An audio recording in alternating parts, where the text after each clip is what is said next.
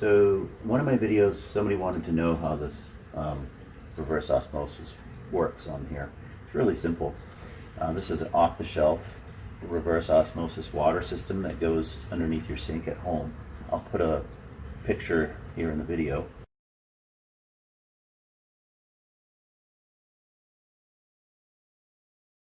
This is basically what you would install in your home. Under the sink would be this expansion tank. So the blue line on here, let's get a closer look. So what I've done here, so I just bring the hose in and I just created this little fitting. So the red line here is the input line. This is your regular tap water. Let's bring this around. It's full right now. Well, let's just take a look. So right now it's coming out of the bottom of that float valve, collecting well 80 liters to that mark, 24 gallons to the top. SS Brew Tech. So I did the welding on these fittings, so I put this fitting in here. It didn't come with any fittings on there at all. That's on a previous video. It's kind of tight in here because I'm moving. Alright, so here's, and there's several different systems. I had a different one when I was living in Massachusetts, but it kind of spells it out for you. There's 5 filters, 3 on this side, 2 on this side, pre-sediment filter, filter 1, the GAC pre-filter, stage 2, and the GAC pre-filter, stage 3, and they each getting, you know, tighter and tighter on the microns. And stage 4 is the RO membrane. This is where all the RO business happens. I'll put a short clip here on how RO works in general. From a membrane flat sheet, it is comprised of 3 layers: a polyester fabric support base, a microporous polysulfone layer, and a 0.2 micron thick polyamide barrier layer. The polysulfone layer strengthens the very thin barrier layer. It is the barrier layer that removes nutrients, chemicals, bacteria, and viruses from the water.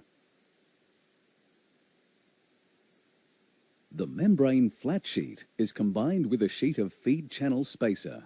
This provides turbulence and creates space between the membrane sheets for the feed water. A sheet of permeate spacer is added to the membrane sheets and feed channel spacer. This enables the final recycled water product, or permeate, to flow evenly across the entire membrane surface, even under high pressure. The back of the membrane is completely sealed to the edges of the permeate spacer. The membrane sheets are glued along each of the 3 exposed sides and rolled around the core tube. Feed water is forced through the feed channel spacer and into the barrier layer of the membrane. Water passes through the membrane surface into the permeate channel. It flows in a spiral direction and collects in the core tube. This water is the final recycled water product, or permeate. There are 7 spiral wound elements loaded in one pressure vessel. Once the end adapter is connected to the last element and the pressure vessel is sealed, feed water can be introduced. Feed water is pumped at high pressure into the vessel. As it travels, small molecules like water pass through the membrane, while larger particles such as salt, bacteria, and viruses do not.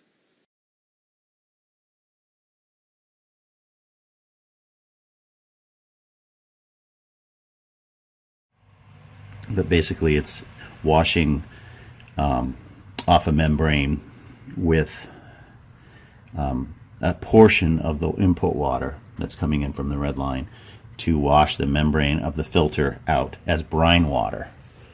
And that black line is spewing out brine water now. So to make RO water, it takes quite a bit of regular water because you're constantly rinsing this filter's membrane off of the sludge or whatever builds up on it, because this is where the business happens here.